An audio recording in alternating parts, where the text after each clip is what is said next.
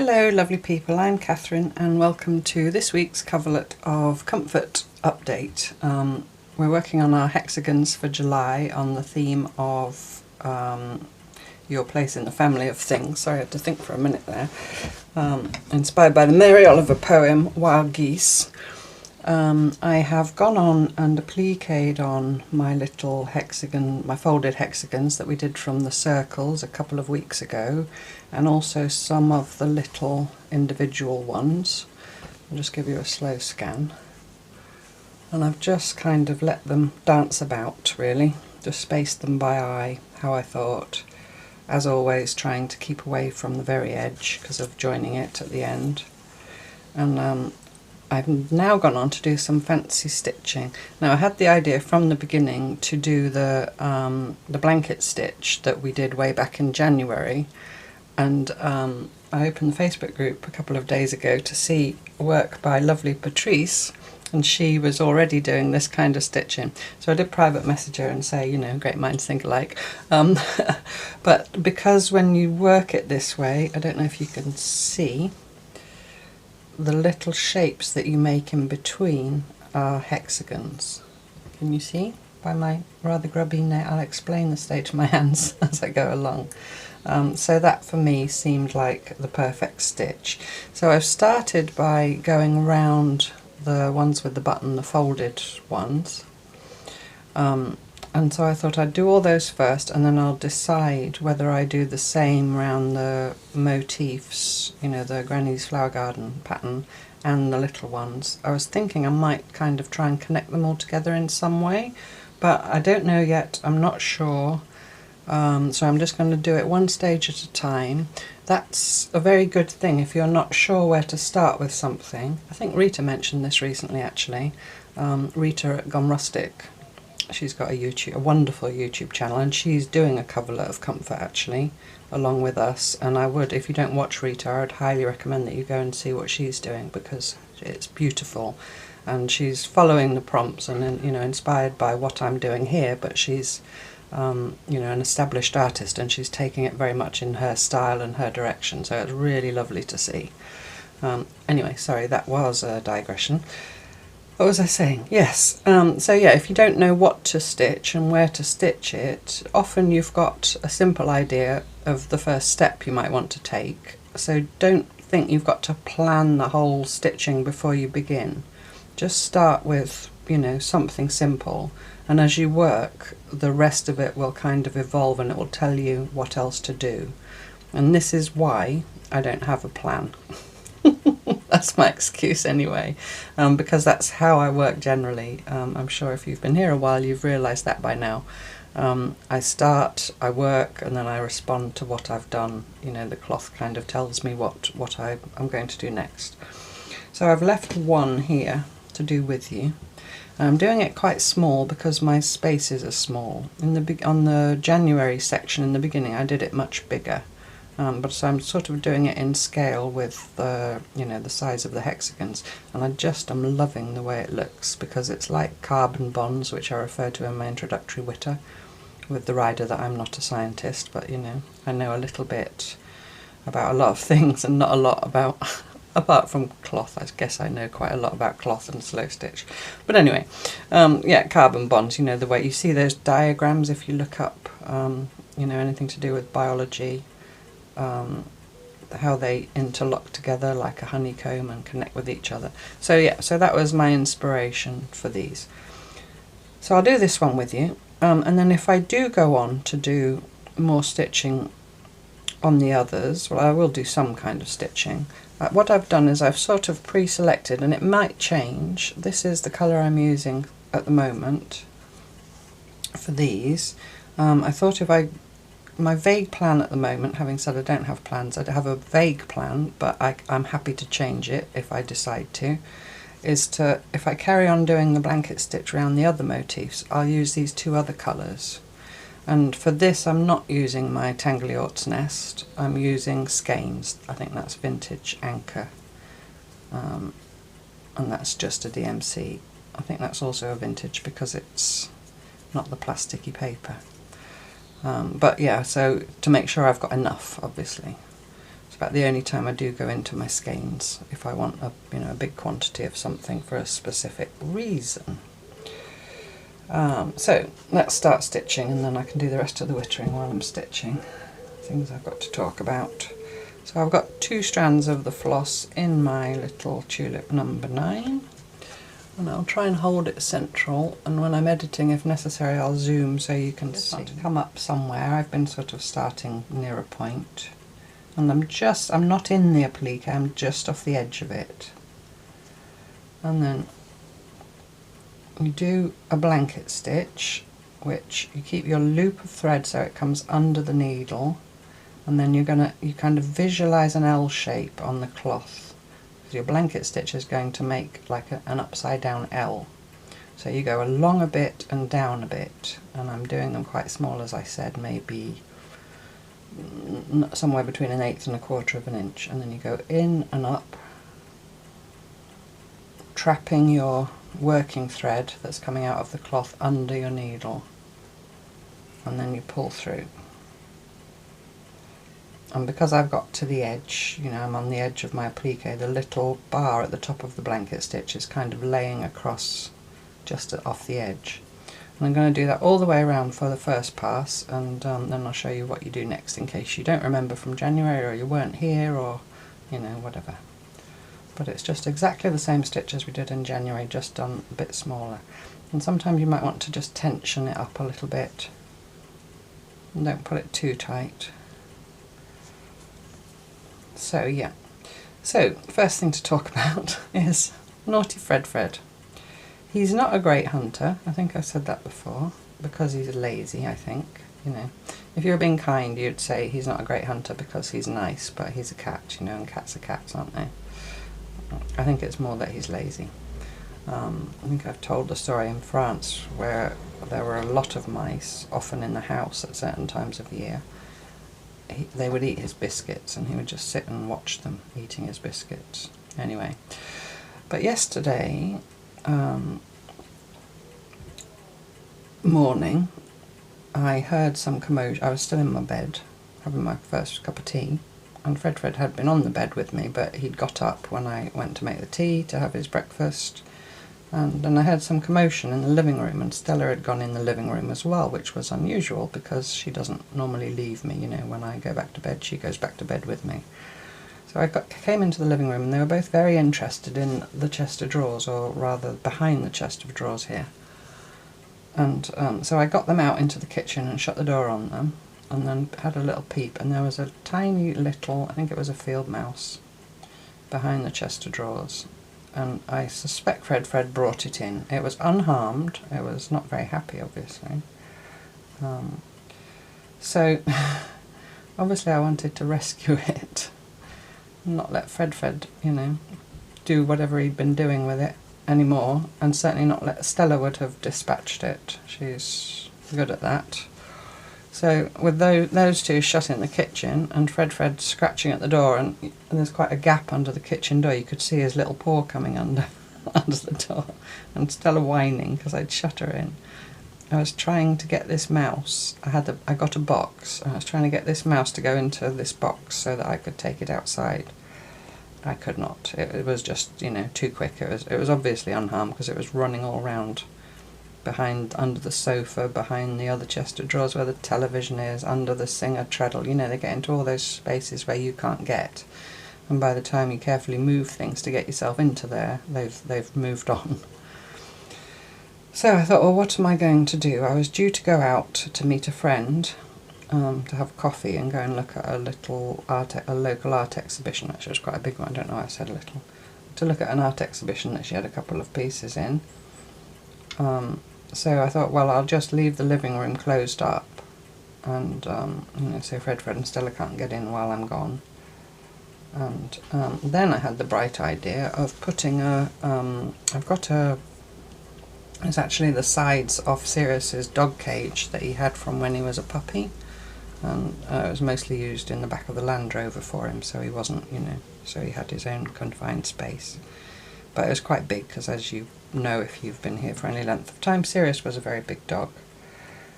And I've got two of the sides from it because I use them if I want to keep Stella in the living room but I want the door open, you know, I just prop it up as like a dog guard, like a stair gate, a baby gate, a dog gate. You know what I mean. So I tied them together so they were tall and wedged them in by the door so that Fred couldn't even jump over them, and propped them up with a chair. And my thinking was, well, the mouse can get out, but Stella and Fred can't get in. So then I went off to meet my friend. I left Stella closed in the kitchen, the hallway, and my bedroom. And Fred, I don't know where he was. And I came back just about in time to have my lunch. I treated myself to a vegetable pasty from the lovely bakers down in the town for my lunch. And I had a look and I couldn't see the mouse anywhere. So I let Stella and Fred into the living room, and they both ran straight to the dresser and were still very interested, so it was obviously still in there. So I went and ate my lunch sitting on my bed, shut the living room up again, and yeah, and then in the evening I went and sat on my bed and read. Basically I lost the use of my living room for the afternoon and the evening. And then overnight there wasn't any rain forecast, so I left the door open with the cages in place. And I've just pulled the curtain across. Luckily it's pretty safe here. I wasn't worried about, you know, burglars or anything. Stellas, don't bite your feet, boo. Stella. Sorry, she's biting her feet. She needs to go and see Terry, the lovely dog groomer, and be clipped. And so this morning I came in here kind of tentatively. I let Stella and Fred in, and they weren't remotely interested in anything. So I'm guessing that the little mouse made his or her escape during the night, hopefully, and I hope they're okay.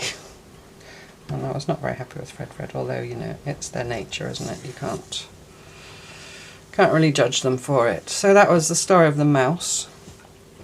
And I said to one of my neighbours that I had a mouse in the living room, and he said, "Oh, I'll send my son over."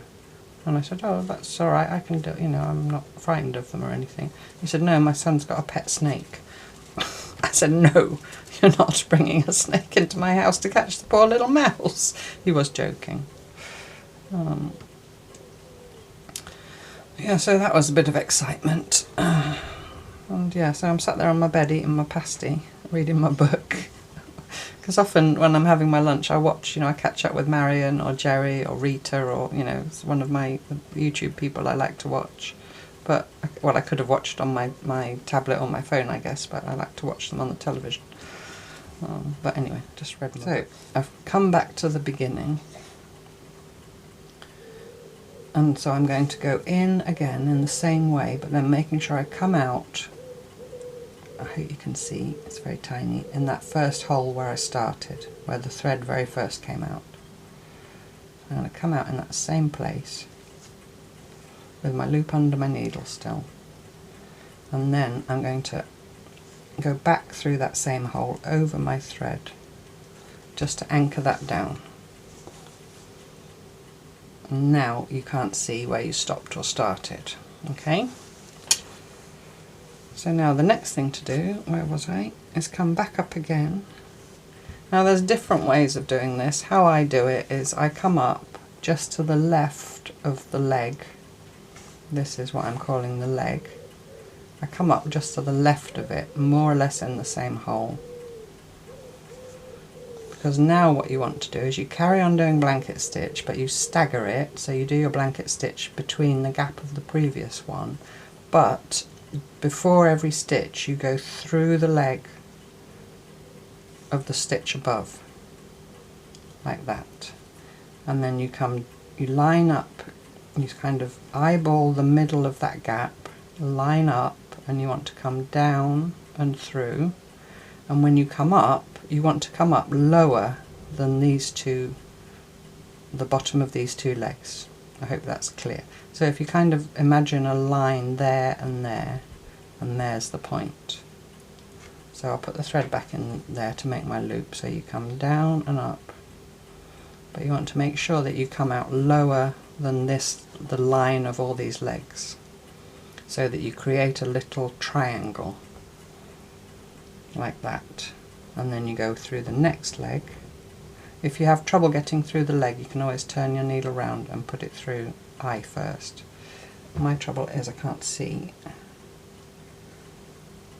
Sorry, I have to get it up close to myself. So you go through that leg, and then, like I said, it's super tiny, but I hope you can see that that is under an angle, that's making a triangle. And then you do the same thing again there, and through that leg, and then you do that all the way around back to the beginning. Through the leg. So I hope you get the idea. If this isn't clear and it's too tiny, if you go back to the one of the, I think the 2nd or 3rd January video, I think it's called Stitching a Honeycomb or something like that, in the Comfort of Coverlet playlist, you'll see me doing it bigger. And we also did it last year, one of the weeks in the Stitch Journal. I can't remember which week. I think it had comfort in the title, but if you go to the Stitch Journal playlist, if you go to my channel, you go to my main channel, and then you'll see along the top it says posts, videos, and then it says play. If you click on playlists, all my videos are ordered by playlist, and then if you click on the playlist you want, you'll see them all listed. Now if you want to work in order, someone asked recently about the Coverlet of Comfort videos. They'd only just joined us and they didn't know what order they were in.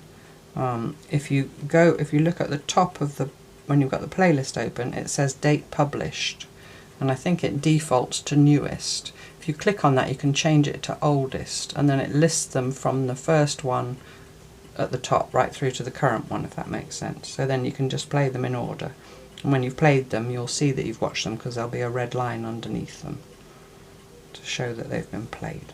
I hope that was helpful for some of you.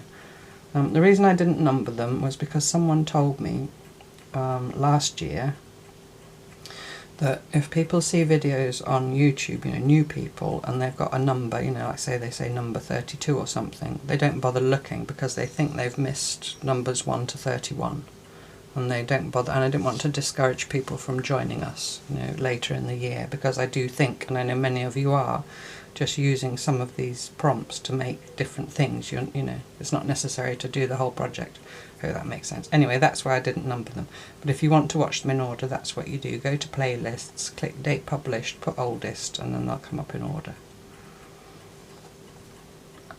The other thing, while I'm talking about people asking me things, is a couple of people recently have said about the sound of my videos. Now I have this morning sat and watched my Isle of Wight video, because that was filmed without my microphone, mostly just on my phone, and the Monday's journaling video, which was filmed here at my desk with my microphone. Now when I edit, I do listen to myself talking at a normal volume on my phone I edit on my phone, so I haven't got a computer, it doesn't work on my tablet. So I make sure I have the volume on my phone sort of just below halfway maximum volume, so that I can judge the volume myself.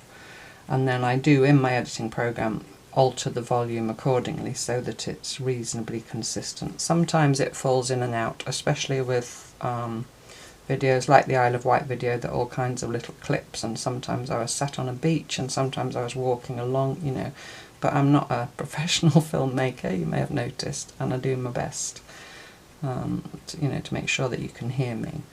But I was concerned that, because a couple of people have said it, and to me when I watch while editing, sitting at my desk with my microphone plugged in, which is what I'm doing now, it might come and go if I talk to you like this. I'm pretty near the microphone, and then I might put my head down like this, and but that's just normal speech. I can't do anything about that.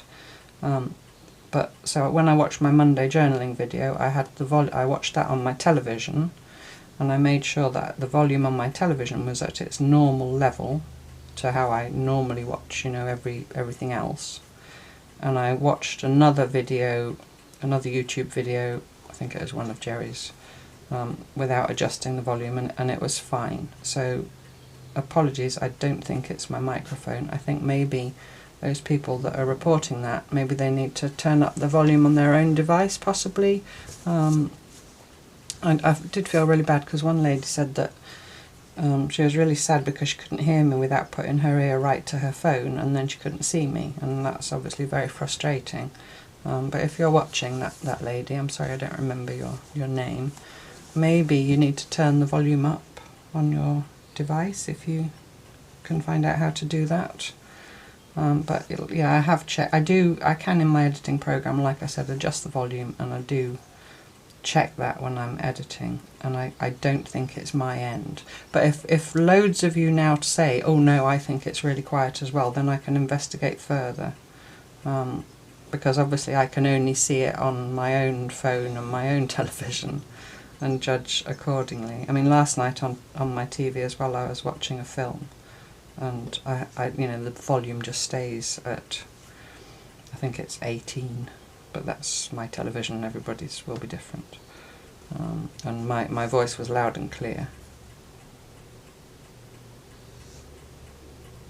So yeah, if you're having sound problems, do let me know, and if a great number of you say, oh no, we're having to turn up the volume, then I'll have to investigate. But otherwise I do think it's maybe a local problem for you. You just need to turn your volume up.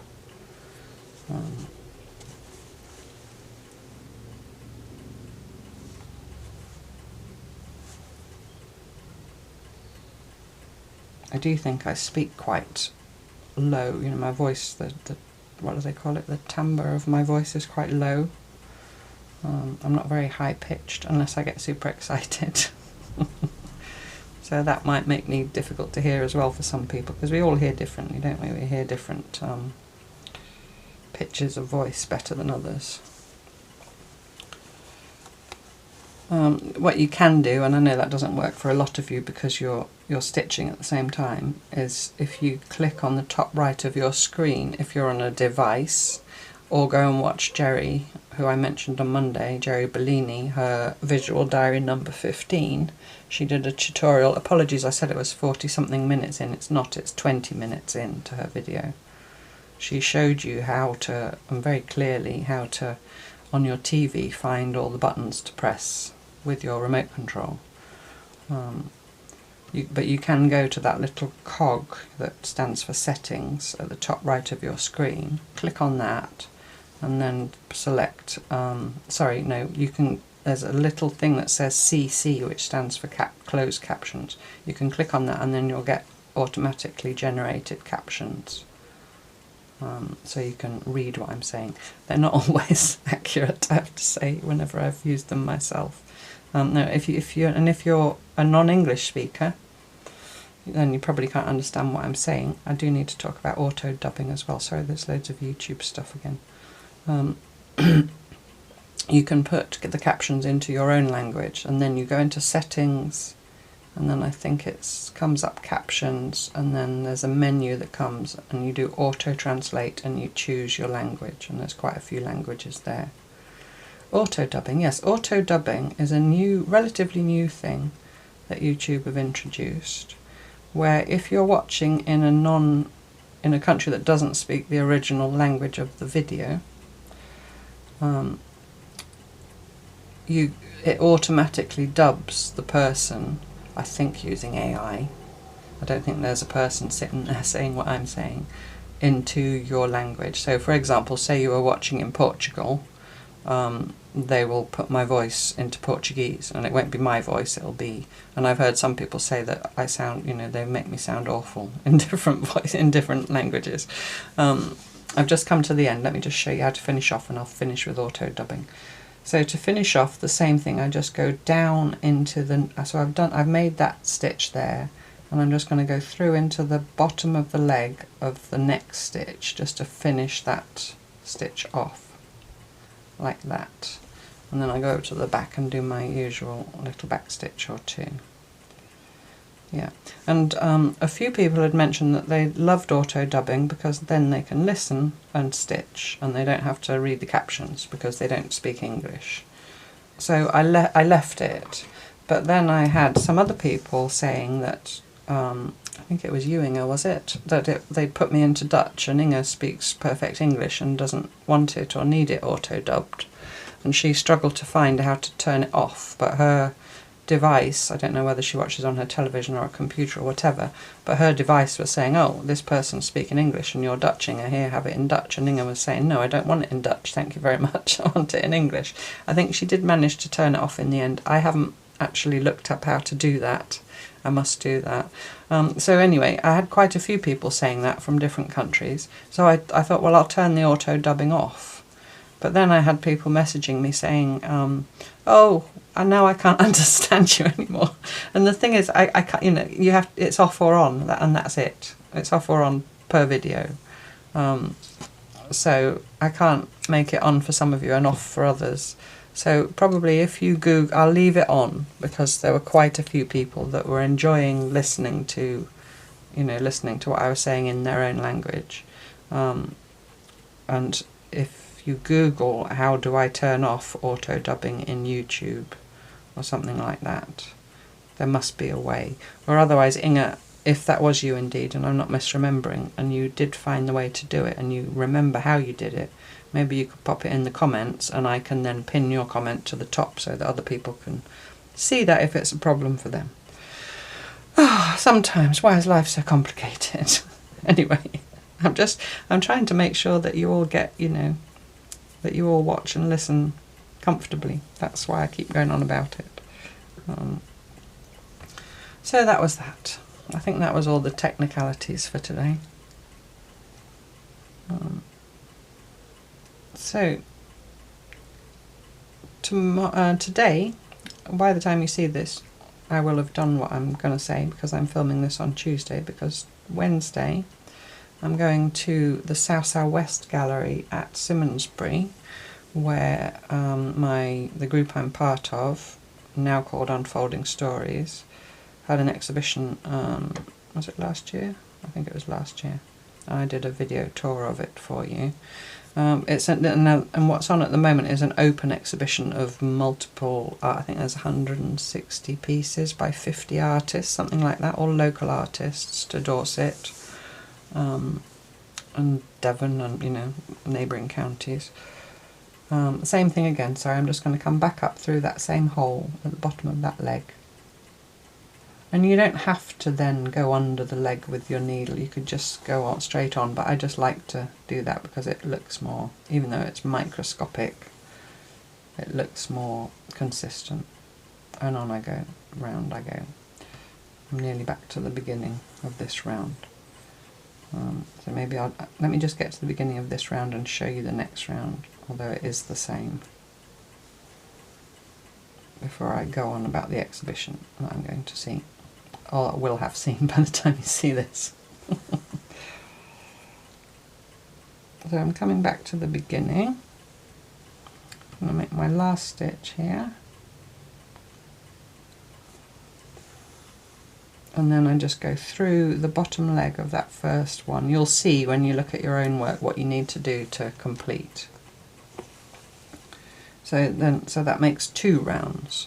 So I've been doing 3 rounds because it needs the 3rd round to create the hexagon. If you can look up, if you've looked away, if you've gone to sleep because of all the technical talk, wake up, I'm showing you something.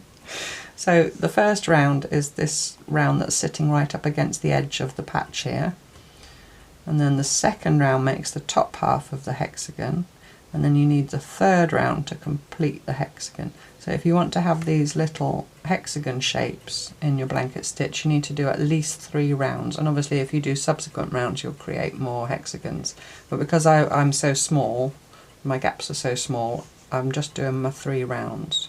So yeah, so you need 3 rounds minimum to get the hexagons. So where was I now? There. So just the same thing again, I just come up just at the bottom of one of the legs. It's maybe slightly to the left of it, and I think I've jumped and I've got a knot in my thread. You just feel it sometimes, don't you?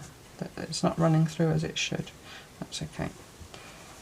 And then off you go again, same thing again. And if you start doing this on a much larger scale, you know, and getting out and out, the further out you get, the wider apart these stitches will become. And at one point you can just put 2 stitches in the gap. You'll see as you work it, you know, if they get so big that the stitches are all loopy. But I won't have that problem here because it's tiny. So yeah, so this exhibition, yeah, so it's at the South-South-West Gallery, which is on the... Didn't do that right, did I? I'm going to have to pull that back. Not paying attention.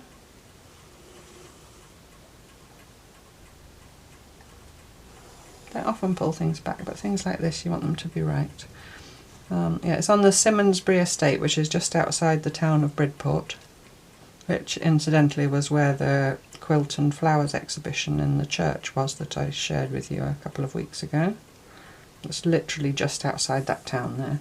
So, and my friend Cara, whose work you also saw, oh well, you've seen it in our group exhibitions, but you also would have seen, if you were here last year, the exhibition that she did with my other friend Angela, called Hanging by a Thread, with those beautiful journal dresses and also the little nests. She's got some work in it and she'll be there tomorrow, so this morning. She was there this morning, / she will be there tomorrow. So I'm going to go and have a look and see her. Although I did see her last Wednesday, but you know, can never get enough Cara, or I can't. And maybe Baby takes Stella on the beach afterwards. And maybe, because it's market day in Bridport, have a look around the market and pop in and see Becca at the fabric larder. We'll see how the day goes. Yeah, that exhibition is called Sensations, I think, on the South-South-West Gallery. It's south, like south-southwest, but without the THs. S-O-U West, S-O-U West Gallery. They've got a website. I'll try and remember to put a link in the description box, which you can all find now that you've watched Jerry's video. Hopefully, if you couldn't before. And hopefully they won't move and change things. Isn't that infuriating? Am I the only one who finds that infuriating? I don't think I am. When they change things. They do it to my editing app. You know, they do it everywhere, don't they? Everything. I guess they think they're improving it, but sometimes I think they just change things for the sake of changing them. And then you've just got to grips with something and how it works, and then you have to relearn it. And I guess it's... people like my children don't bother and just go, oh yeah, it's that now. Whereas the likes of me are a bit like, what? Where did that go? That used to be there and now I don't know how to do that. And oh, it's so annoying.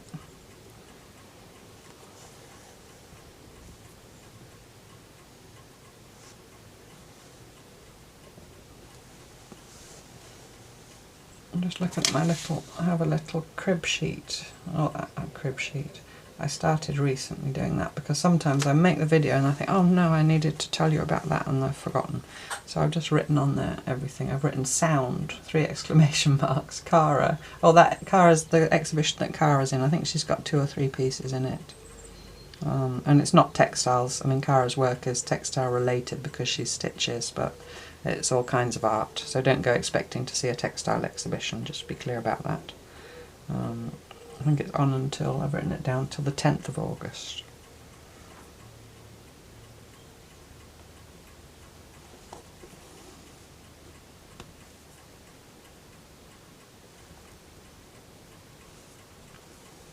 And, oh yeah, I know the other thing I was going to talk about, my hands, wasn't I? The reason why my hands are not very nice. Well, 2 things. One, I took Stella out this morning, and when we came back I sewed some nettle. That's because I'll talk about nettles in a minute as well. Lettuce. I sowed some lettuce. I didn't sow nettle seeds. I sowed some lettuce seeds in pots a while ago and they were bursting at the seams. And my tomatoes, I've got 3 or 4 that are nearly ready to eat. I keep having a little examine of them. And so I've the nettle. Stop saying nettles, Catherine. You'll understand why I keep saying nettles in a minute. The lettuce were, yeah, the roots were coming out of the bottom of the pots. So when I got back from walking Stella, I thought, well, I'm outside, you know, grab the trowel, get them in the ground. So I did that. And so because I just did it on a whim, I didn't have any thought whatsoever about putting gloves on, or that in a minute you're going to have to go and sit and stitch on cream linen, and people are going to have to look at your dirty fingernails. So I have cleaned them as best I can, but, you know, I don't think you mind. We all know that our hands are tools for working with, and, you know, I'm not a hand model by any stretch of the imagination. But the main reason my hands are a bit grubby is because of Nancy. I'm sure you're watching, Nancy. I'm blaming you only in the nicest possible way. It's not blame. It's actually, it was wonderful. Nancy sent me a message. I can't even remember what about now, Nancy. Was it alum? Oh, I think it was about alum mordant. Alum, you know, when you're naturally dyeing, you use alum, some kind of alum as a mordant. So she sent me a message about that. And then we got chatting, as you do, in Messenger. And somehow or other we got onto nettles. Can't remember who brought them up. But I discovered recently that there's, well, I knew about this film for some time. There's a film called The Nettle Dress in the UK. I think it is now being distributed in other countries, but it's not sort of on wide release or anything. It's in art centres and I think smaller cinemas and things like that. I may be wrong, but I've been wanting to see it for a long time. A couple of my friends have seen it. And it's the story of a man who is, I think he's got a training in fine art, but he wasn't a textile person when he began, who spends 7 years exploring nettles as a fibre and eventually teaches himself to extract the fibre from the nettles and spin it and weave, and then he makes this dress. And it's also a very personal story because during this process his wife sadly passes away. So yeah, but it's made by a filmmaker called Dylan Hewitt, and Alan Brown. There are videos of, I don't think he has a YouTube channel as such, but if you put in Alan Brown Nettles, and it's Alan ALLAN, you'll find all kinds of interviews with him and things like that. And yeah, so I was telling Nancy about that because I don't believe she'd heard about that, and then she found out about another artist, I think a Canadian artist called Sharon Callis, Kallis. So she was sending me links to videos and I was sending her links to videos, and I had like a whole day and evening being immersed in nettles. Not literally, that would have stung. And I already had in my head for some time that I wanted to do more natural dyeing with you, because we've done eco printing and so on, but we've only really done the onion skins, and that was way back when I was in France. And I thought, well, why not do nettles, you know? Now it's a bit late in the year. Normally I would do nettles use nettles for dyeing in the spring when the growth is relatively new and fresh. At the moment here they're starting to go over, they're flowering and, you know, starting to go over. But on the edge of my park they had trimmed a load of them and there was regrowth, so I thought, well, I'll give it a go with that. So that's taking me a lot of time because the whole process takes a lot of time, but also I'm filming all the different stages and editing, and that's quite time consuming, but that will be coming up at one point here on the main channel, possibly as a Park Home Life, or possibly as, you know, in one of the Slowstitch Friday slots on a Friday somewhere. And yeah, it's been fun. I'm happy to get back to that. I'm not doing as much natural dyeing and eco printing as I used to do in France because now I have to use electricity, and I'm just trying to get my head around giving myself permission to do that. In France I used my fire pit and I burnt rotten wood out of the barn, or the bits from the wood pile, or in winter when the kitchen range was going I used that. I mean, obviously I use electricity to cook my food and all that, and I try to minimise how much I use. But yeah, that's just my own personal thing, you know, you do you, as always.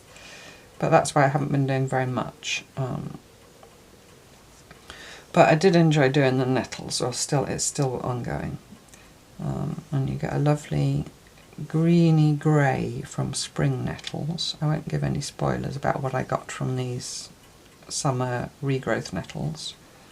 And the first time I dyed with them was back when I lived in Somerset before I went to France, and the nettles I got from a friend's farm, and got this colour, and it's like, I always think of it as like if you're a Lord of the Rings fan, you know, the elven cloaks that are given to the Nine that have magical properties, so if they duck down under them, the orcs that are flying overhead, and not orcs don't fly, that, you know, they can't be seen.